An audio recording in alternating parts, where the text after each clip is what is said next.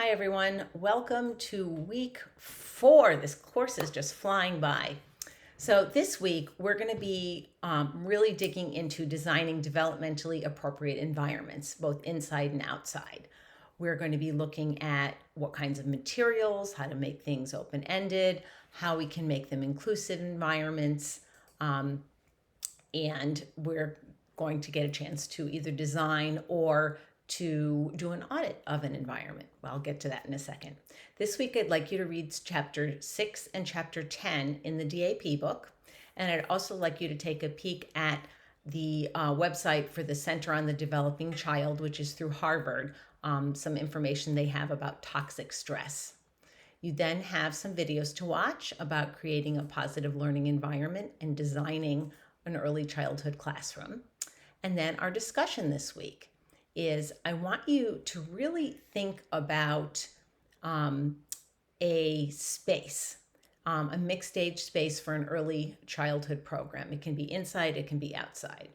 And then think about the environment, including the materials, the layout, the provocations you might use, any documentation of learning, access to nature, all those kinds of things that you would include to promote inquiry-based learning.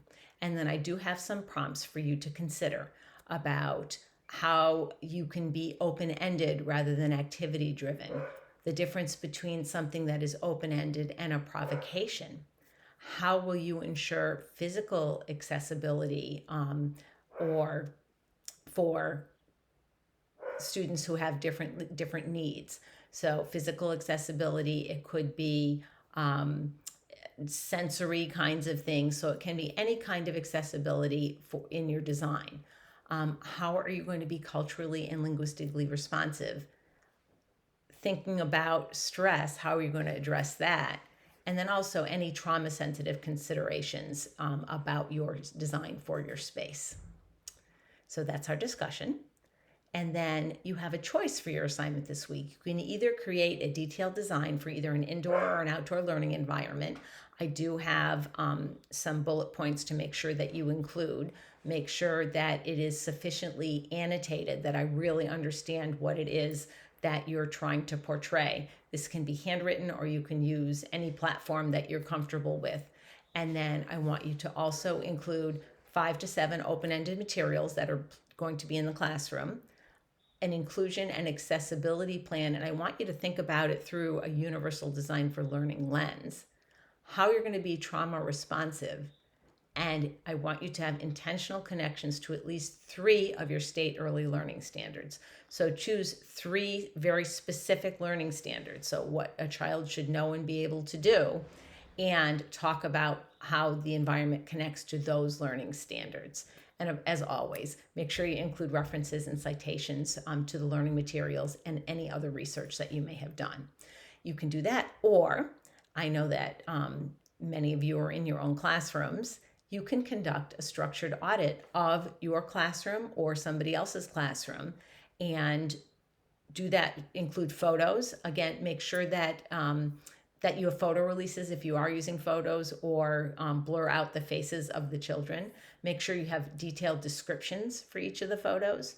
Do an accessibility analysis. So how are children linguistically and through sensory and through physical able to access the environment?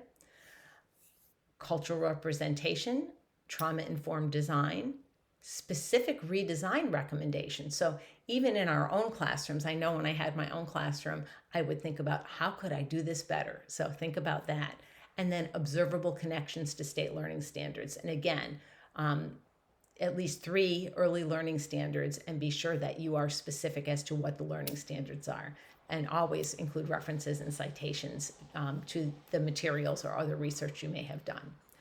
And then one last thing.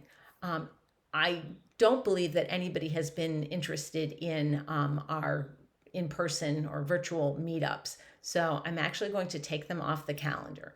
If anybody changes their mind and you would like to have a meetup, please, please, please just send me a message and then we will go back in and we will reschedule them. I want to do whatever it is that will support you in your learning.